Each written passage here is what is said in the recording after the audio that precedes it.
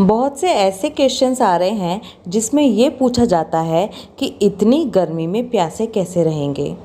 क्या हम सुबह 3 बजे उठकर पानी पी सकते हैं? तो किसी ने ये भी कहा कि उस दिन हम ज़्यादा से ज़्यादा सोएंगे तो हमें प्यास ही नहीं लगेगी। क्या है इन सभी प्रश्नों का उत्तर, आइए जानते हैं।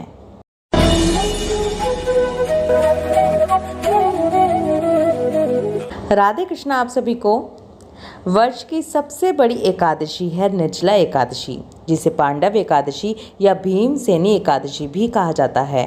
जैसा कि इसका नाम ही है निर्जला, इसमें बिना जल के ही व्रत किया जाता है।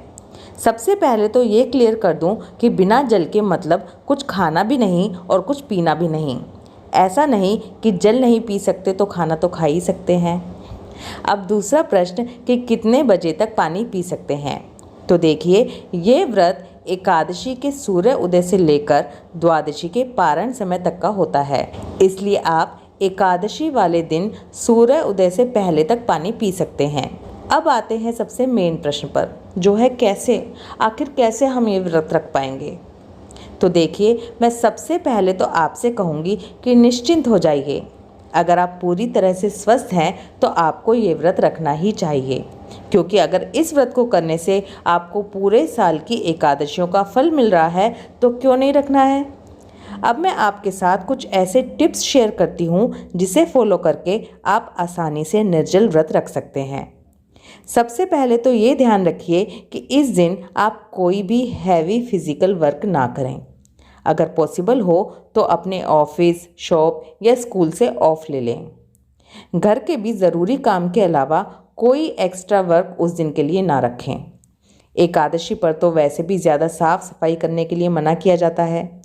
घर को ऑर्गेनाइज करना, साफ़ सफाई, ये सब आप पहले ही दिन करके रखें।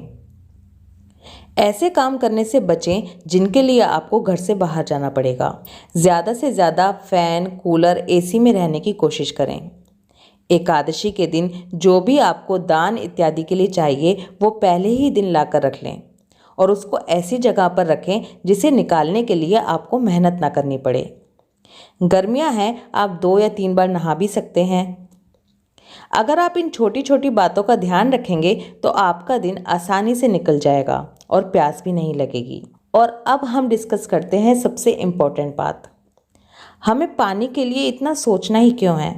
साल की सबसे बड़ी एकादशी आ रही है और हम ये सोच सोच के परेशान हैं कि प्यासे कैसे रहेंगे। अगर इसके अलावा हम ये सोचकर खुश होंगे कि हम वैष्णवों का एक महान उत्सव आ रहा है, जिस दिन हम पूरा दिन प्रभु भक्ति में लगाएंगे, उनकी कथा सुनेंगे, भजन करेंगे, तो हमें कोई चिंता ही नहीं होगी। पानी, प्यास या भूखे रहने के बारे में सोचने के बजाय उस दिन हम ये क्यों ना सोचें कि प्रभु ने कैसे कैसे बाल लीलाएं की होंगी, कैसे उन्होंने गोवर्धन पर्वत उठाया, कैसे उन्होंने पूतना का वध किया, कैसे उन्होंने नदी किनारे मिट्टी खाई, या फिर कैसे उन्होंने कालिया नाग के फन पर नृत्य किया। कितना आनंद है ना ये सब सोचने, सुनने और याद करने में। इसलिए निश्चिंत होकर तैयार हो जाइए इस महान उत्सव को मनाने के लिए और निर्जला एकादशी का व्रत पूरी विधि के साथ करने के लिए। अपने साथ दूसरों को भी इस व्रत को करने के लिए प्रेरित ज़रूर कीजिए। जब आप एकादशी वाले दिन पूरी विधि के साथ निर्जल रहकर इस व्रत को पूरा कर लेंगे तो देखिए, द्वादशी वाले दिन पारण करने के बाद जो आपको खुशी होगी उसको आप शब्दों में बता ही नहीं पाएंगे।